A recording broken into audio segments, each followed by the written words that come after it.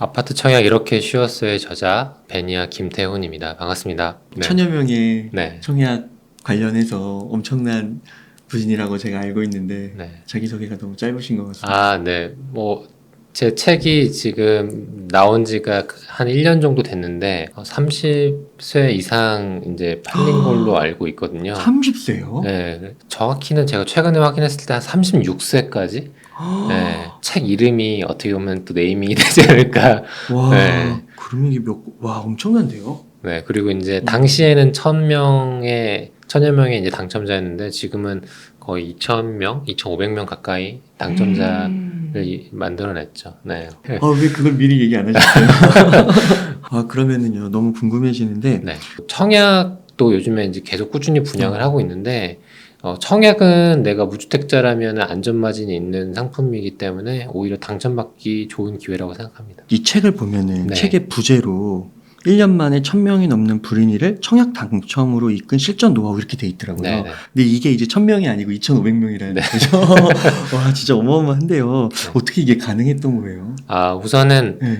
한 번 당첨되기가 힘들지, 한 번 당첨되면 그 당첨되신 분들이 감이 생기거든요. 우리 모든 분야가 다 그렇잖아요. 네. 처음이 힘든데 한 번 해보면은 이렇게 하는구나 하면서 이제 그분도 그렇고 그분 주변의 가족들도 이제 챙기기 시작하거든요. 그런 거예요. 네, 사실은 뭐 경매나 일반 매수는 내가 뭐 우리 가족까지 챙기기는 좀 힘들지만 청약은 사실 굉장히 심플하고 쉽기 때문에 몇 가지 팁만 알면은 뭐 가족들 또 지인까지 챙길 수 있는 거죠. 그래서 당첨 건수가 이제 기하급수적으로 많이 올라가는데 청약은 사실은 몇 가지 팁만 알면 당첨될 수 있는 부분이 있거든요. 근데 일반적으로는 청약은 운이다. 그리고 청약은 나랑 거리가 멀다. 이렇게 생각해서 그냥 청약을 아예 생각하지 않고 넘어가시는 분들이 많은데 제 책에 보시면 여러 가지 당첨 케이스와 또 전략이 있기 때문에 보시면 좀 도움이 되실 거라 생각합니다. 자세한 내용을 네네. 책을 통해서 꼭 확인하시기로 하고 현재의 청약 제도와 네. 함께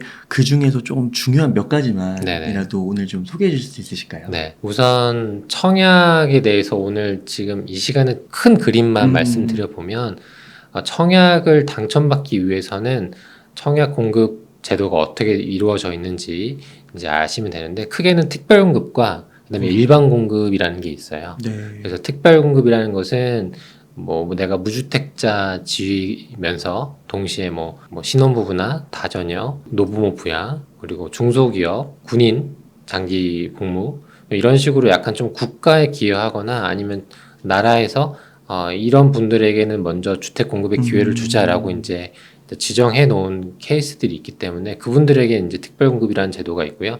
그다음에 일반 공급이라는 것이 있는데 일반 공급은 가점제가 있고 추첨제가 있습니다. 가점제는 이제 무주택 기간, 부양 가족, 통장 가입 기간 이거를 이제 합산해 가지고 총 84점 만점인데 이제 점수가 높으신 분들, 그러니까 가족이 많고 오랫동안 무주택을 유지했고 통장 가입 기간이 길수록 이제 유리한 거고요. 이제 우선순위가 주어지는 거고요. 추첨제는 말 그대로 랜덤으로 뽑는 건데 과거에는 뭐 그런 거에 대해서도 제약이 없었지만 이제는 무주택자 75%에게 먼저 우선권을 줍니다. 그래서 크게는 특별 공급, 그 다음에 일반 공급, 그리고 일반 공급 안에서는 가점제, 추첨제를 뽑는다라고 이렇게 큰 그림을 그려보시면 좋을 것 같고요. 어쨌든 지금 방향성을 보면 뭐 기존에는 생애 최초 특별 공급이 이제 공공 분양에만 있었는데 최근에는 이제 민간 분양에도 생애 최초 특별 공급이 생겼거든요. 근데 이런 추이를 보면 무주택자에게 그리고 사회 뭐 취약층 그다음에 1인 세대 이런 분들에게 점점 이제 주택 공급의 기회를 주려고 하는 정부의 의지가 보이거든요. 그래서 여러분들이 혹시 영상을 보시는 분들이 무주택자이시고 뭐 1인 세대이시라면 청약을 노려보는 것이 굉장히 유리하다고 생각합니다. 아까도 말씀해 주셨지만 이 청약 이러면 약간 운, 네. 행운 뭐 이렇게 로또 이런 게 조금 많이 연상이 되는데 네. 그러면은 좀 그런 부분도 없지 않아 있겠지만 네네. 이게 정말 어떻게 잘 준비하면 네. 확률을 높일 수 있는 그런 방법들이 존재하긴 하는 건가요? 그럼요. 청약을 아예 모르는 상태에서 어떤 액션을 취했다가 후회하시는 경우가 있어요. 예를 들어서 대표적인 사례가 청약통장 불입 금액이 최대 얼마를 불입하면 제일 좋은지 혹시 아시나요? 10만 원을 불입해야 나중에 공공분양 받을 때 최대 인정 금액이 10만 원씩 이제 인정을 해주거든요. 네. 그래서 혹시나 이제 은행에 가면 은행원분들께서 채용통장 가입을 하라고 권유는 해주시는데 그 불입하는 금액을 뭐 2만 원, 5만 원 이렇게 하는 경우가 있거든요. 근데 그러면은 불입을 안 한 것만 못 하거든요. 그래요? 왜냐하면 나중에 그거는 불입을 안 하면 나중에 소급해서 할 수 있는데 10만 원씩 쭉. 근데 2만 원씩 하면은 한 달 인정 금액이 2만 원씩 되는 거죠. 네, 그러니까 이제 청약통장 이제 뭐 자녀분들을 위해서 부모님이 가입을 해주시거나 아니면 직접 가입할 때는 월 10만 원씩 이체하는 게 제일 좋습니다. 그러면은 지금 2만 원, 5만 원 하신 분들은 소급으로 더 할 수 안 돼요. 안 돼요? 네네. 그러면 어떻게 해요? 근데 이제 그 부분은 어. 공공분양에서 하는 아. 부분이고 사실 공공분양에서 약간 유리한 포지션이 되려면 10년 정도 이제 그 통장을 유지해야 되기 때문에 해당이 되시는 분이 많지 않을 수는 있어요. 네. 그리고 또 많이 후회하시는 부분이 이제 생애 최초 특별공급하고 신혼부부 특별공급은 주택 소유 이력이 없어야 우선권이 주어지거나 자격이 되거든요. 근데 그걸 모르고 그 주택을 사고 판 거예요. 누가 이제 지인이 야 이거 한번 사봐라고 해서 추천을 줬다가 사고 팔았는데 그러면 그것도 이력이 남잖아요. 네, 그러니까 생애 최초 특별공급이나 신혼부부 특별공급이 이제 물 건너가는 거죠. 네, 몇백만 원 차익을 얻었지만 사실은 특별공급이 있으면 뭐 몇천만 원에서 몇 억까지 차익도 알 수 있는데 그래서 이제 그걸 몰랐다 이런 경우도 있고 또 이렇게 투자 모임 같은 경우에 있다 보면은 무주택자 지위가 굉장히 귀하거든요. 그래서 공동투자라고 하잖아요. 거기서 이제 명의자로 발탁이 되는 거죠. 수익을 좀 더 줄 테니까 공동 명의 그 명의자를 해라. 그럼 이제 초보자 입장에서는 뭐 수익을 좀 더 챙겨준다고 하니까 좋다라고 해서 했는데 알고 보니까 나중에 그 내가 명의가 그렇게 쓰이고 불이익이라는 것을 뒤늦게 알죠. 네, 그런 경우 생각보다 많아요. 그럴 것 같아요. 네네. 그래서 주택 소유 이력이 없다라고 하면은 이제 정말 소중하게 해야 됩니다. 그거 나중에 원수 될 것 같은데요. 그런 경우가 있을 수 있어요, 진짜. 네, 정말 특별공급 비율도 점점 늘어나는 추이기 때문에 정말 소중하게 생각해야 됩니다. 그건 물을 수가 없는 거죠? 네, 그렇죠. 네. 그리고 이제 아파트뿐만 아니라 빌라나 뭐 단독주택 다 포함되는 주택으로 일하면 해당되는 것들은 다 되는 거고. 네, 해당이 됩니다. 또 세 번째로 실수를 많이 하시는 부분이 청약통장 해지입니다. 청약통장을 해지하는 경우가 많은데 사실은 급한 돈이 필요하면 통장을 해지할 수 있죠. 최근에 그 어떤 드라마에서도 그 여주인공께서 이제 청약통장을 해지하는 경우가 있었는데 청약통장을 하지 않고도 그거를 목돈을 회수하는 방법이 있거든요. 그 부분은 예금담보대출이라는 게 있습니다. 예를 들어서 청약통장에 내가 1,000만 원이 있으면 그 1,000만 원을 담보로 예금담보대출을 받을 수가 있어요. 그럼 제가 실제로 예금담보대출을 받았는데 1,000만 원을 가지고 예금 예치를 해놨고 다시 이제 1,000만 원 대출을 받았어요. 그리고 금리는 3%. 네. 괜찮네요. 네, 그러면은 사실은 한 달에 한 25,000원 정도만 내면 내가 1,000만 원을 다시 융통할 수 있는 거니까. 그래요? 네, 커피 뭐 몇 잔만 좀 아끼면 1,000만 원을 다시 회수할 수 있는 거죠. 그리고 이게 장점이 뭐냐면 예치금이 미리 충족되어 있어야 나중에 넓은 면적, 뭐 펜트하우스 이런 것들을 넣을 수가 있거든요. 근데 이제 생각보다 예치금을 미리 넣지 않아서 큰 면적에 아예 청약을 못하는 경우도 많이 있으세요. 네, 그래서 예치금을 충분히 넣음으로써 큰 면적에도 넣을 수 있고 그 다음에 목돈을 회수할 수 있다. 네, 이런 두 가지 장점을 챙길 수 있을 것 같습니다. 급하다고 청약통장 해지하는 것보다 훨씬 좋은 방법이네요. 그렇죠. 인터넷에서 한 10분 정도면 할 수 있거든요. 방금 말씀드린 이 세 가지 꼭 놓치지 않으시길 네, 당부드리겠습니다. 다시 한번 세 가지 한번 정리해 주시면. 첫 번째는 그 월 불이백을 10만 원씩 네, 10만 원씩 하라. 두 번째는 주택 소유 이력이 생기면 특별연금의 제한을 받을 수 있기 때문에 주택 소유 이력을 좀 신중하라. 세 번째는 청약통장 해지하지 마시고 예치금을 충족해 놓으시고 그걸 담보로 예금담보대출을 받으시면 된다. 네, 이렇게 세 가지입니다. 세 가지 꿀팁이 정말 꿀팁이네요. 말 그대로. 또 궁금해지는 게 2,500명.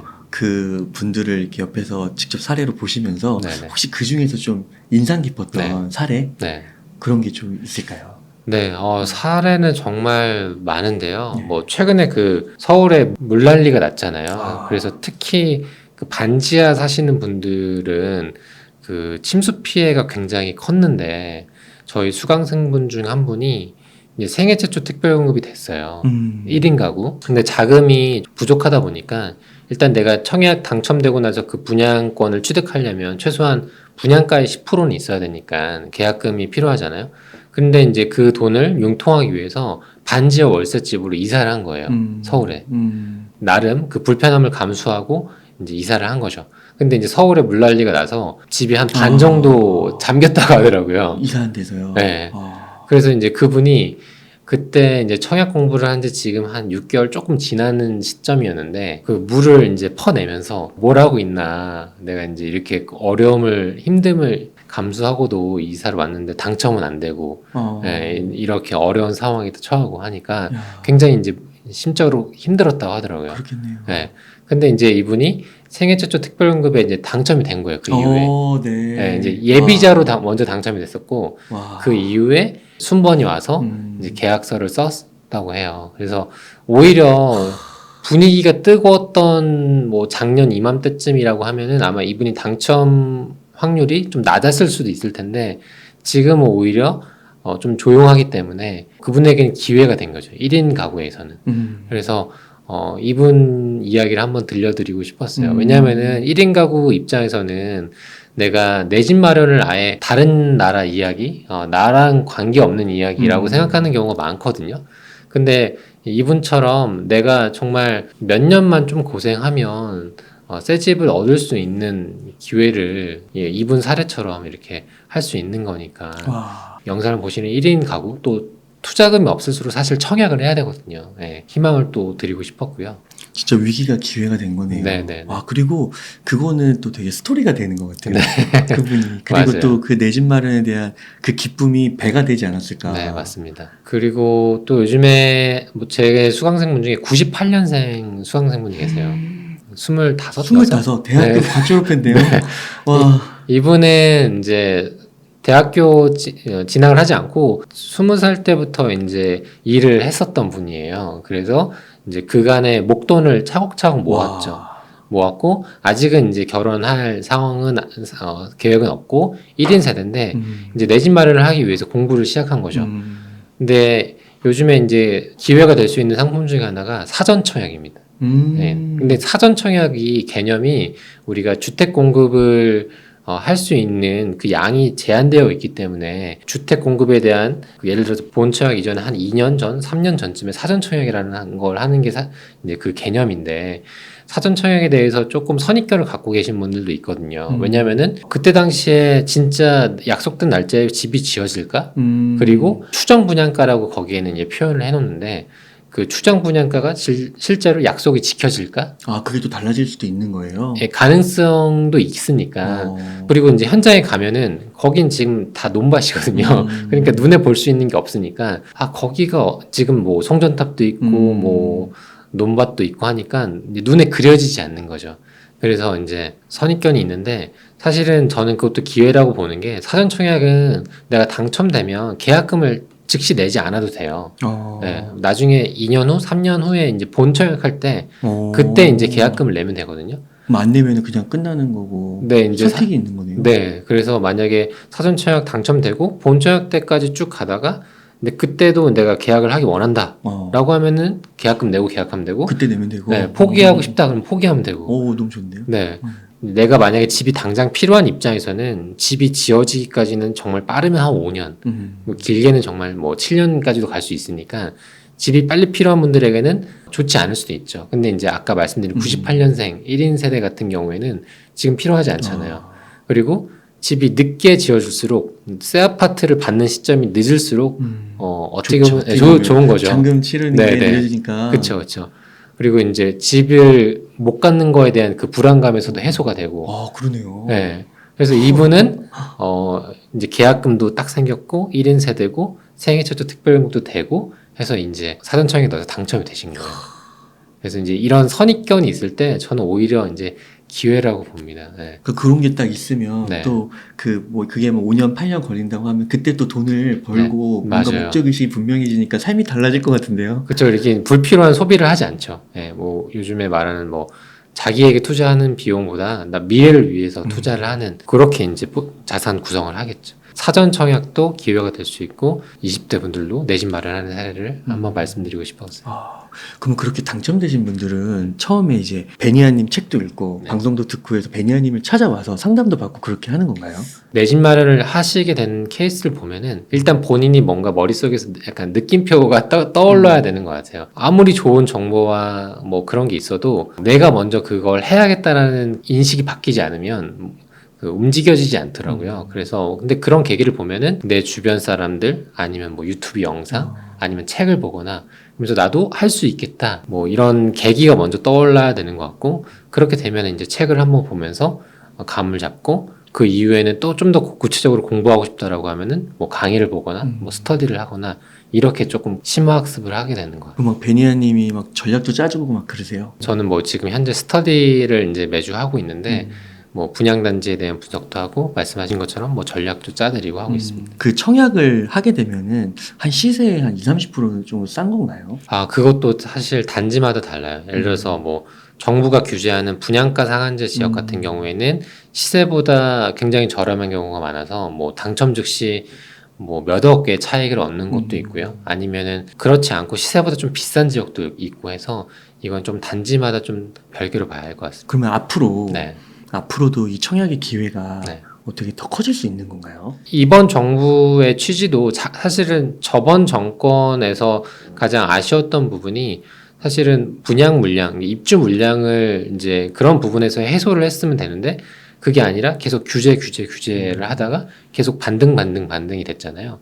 그래서 지금 정부의 취지가 처음부터 우리 이제 공급하겠다, 적극적으로 공급하겠다 이런 입장인데, 근데 공급을 하게 되면 당연히 그 공급 방식은 청약이 되겠죠. 청약이 될 것이고, 그러면은 새 아파트가 될 것들이기 때문에 어떻게 보면은 이제 구축 아파트보다 신축 아파트로 사람들의 시선, 니즈가 그쪽으로 흘러갈 것이고, 그리고 이제 최근에 뭐 분양가 상한제에 대해서도 조금 약간 개편안이 있었는데, 분양가 상한제 규제를 조금 더 이제 분양가를 좀 올릴 수 있게끔 하겠다는 그런 정부 대책안이 나왔는데 실질적으로 그 올리는 폭이 굉장히 미비했거든요. 그러니까 지금 만약에 수분양자 당첨이 되시는 분들은 안전마진이 있는 거죠. 만약에 분양가 상한제 지역에 당첨이 되면. 그래서 저는 앞으로도 청약은 기회가 있는 지금같이 좀 조용한 장이라면 특히나 청약이 어떻게 보면 1순위 선택이라고 저는 보고요. 제가 1순위. 네, 예전에 취득했던 뭐 그런 분양 단지를 보면은 대부분 분위기가 조용할 때 뭐 줍줍하거나 아니면 2순위로 당첨되거나 그런 것들이었거든요. 근데 당시에는 사람들의 심리가 위축되어 있어서 흔히 말해서 욕세권이라고 하잖아요.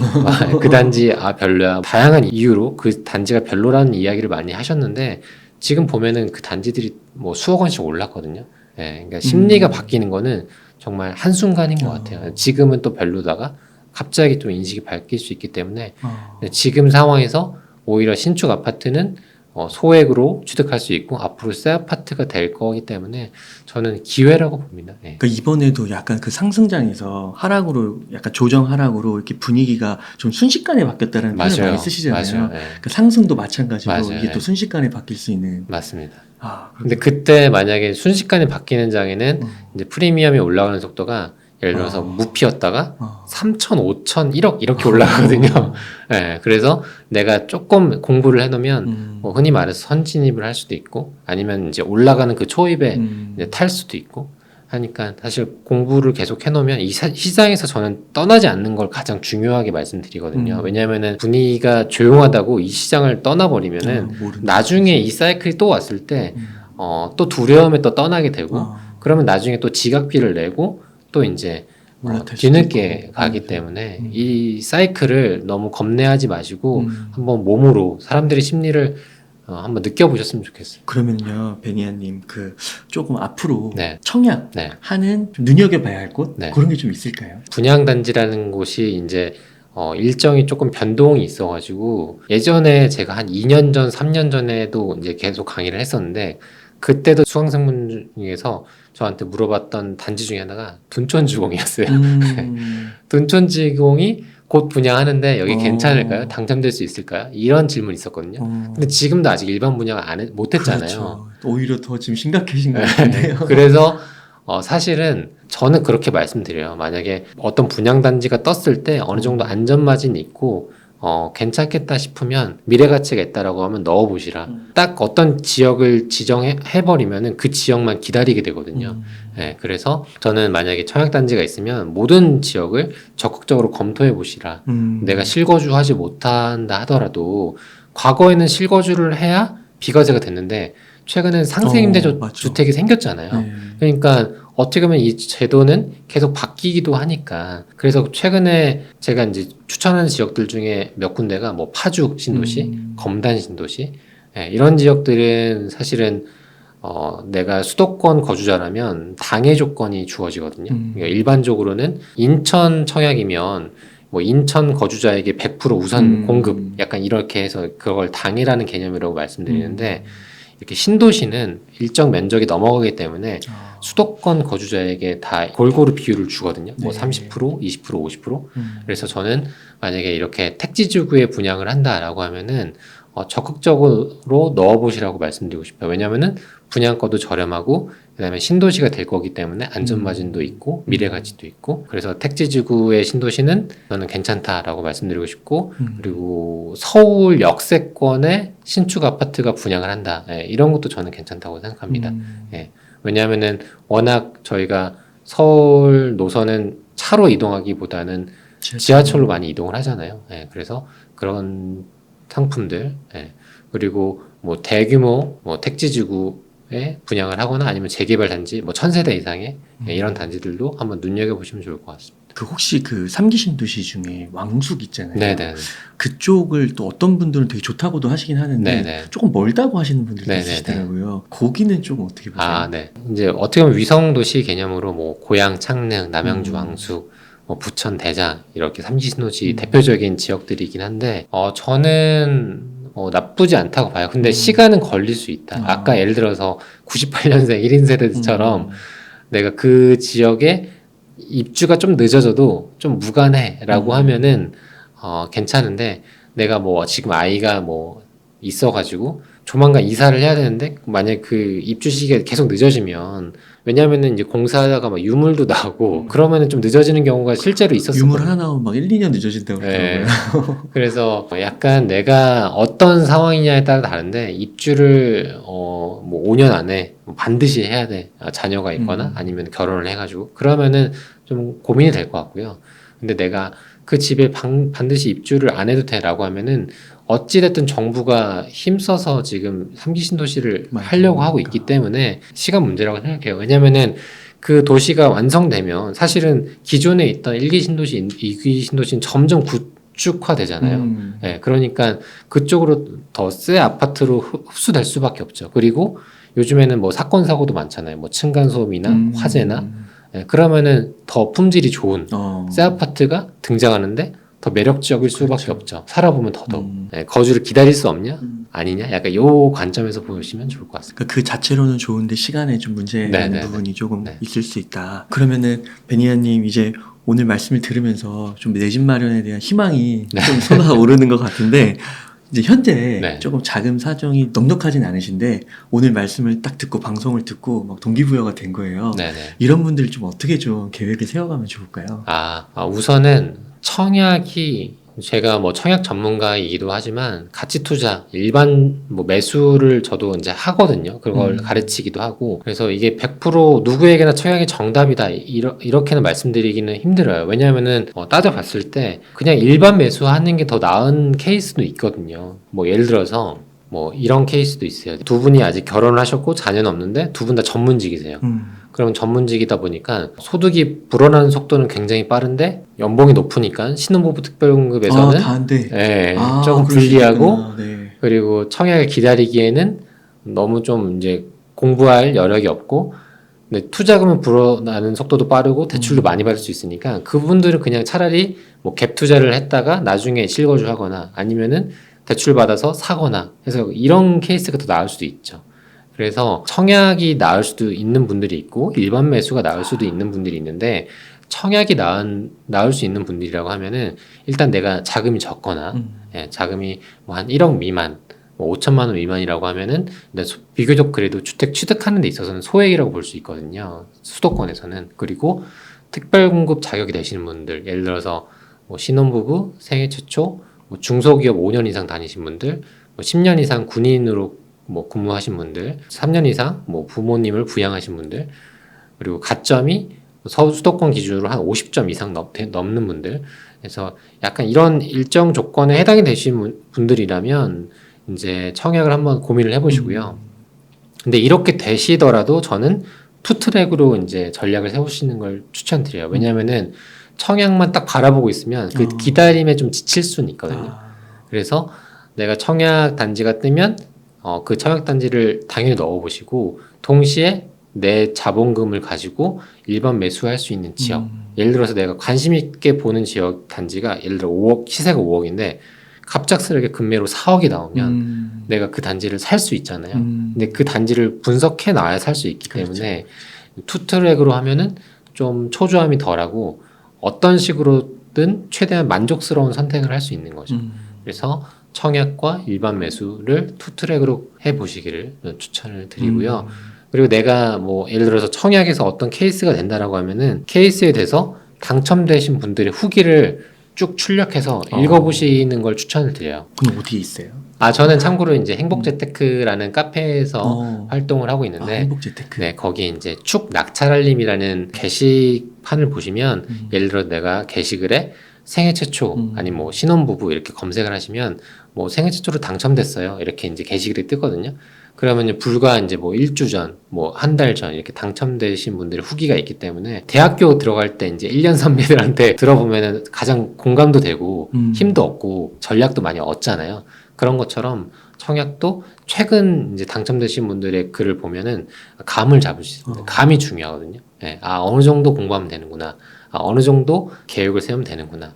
네, 이렇게 하시면은 금방 따라오실 수 있을 거라 생각합니다. 그러니까 아까 청약이 또 20, 30% 쌀 수도 있지만 또 시세 대비해서 별로 싸지 않은 경우도 있고 맞아요. 그러니까 일반 매수 이런 것들도 같이 알아두면 약간 그런 측면도 보완할 수가 있겠네요. 네, 맞습니다. 베니아님 혹시 지금까지 질문 외에도 좀 전하고 싶은 메시지가 있으실까요? 제가 오랜만에 오늘 지하철을 타고 왔는데요. 지하철에 오늘 이제 좀 일찍 탔는데 생각보다 이른 시간에도 사람들이 정말 많더라고요. 근데 제가 이제 직장 퇴사한 지 이제 몇 년 됐거든요. 사실 저도 이제 평범한 직장으로 시작을 해서 부동산 공부를 시작하면서 내 집 마련도 하고 경제적 자유에 가깝게 이제 도달하면서 이제 저희 와이프나 저나 다 퇴사를 하고 지금은 그냥 조금 시간적으로 좀 여유로운 상태가 됐는데 사실 부동산을 공부하는 것은 내 집 마련을 하는 거에 의미도 있지만 어떻게 보면 인생을 바꿀 수 있는 좀 전환점이 될 수도 있는 것 같아요. 그래서 부동산을 너무 이렇게 투기의 시선으로 바라보기보다는 우리 가족의 뭐 내 집 마련뿐만 아니라 내 인생을 바꾸는 전환점으로 조금 긍정적으로 봐주시면 좋을 것 같다는 말씀을 드리고 싶고요.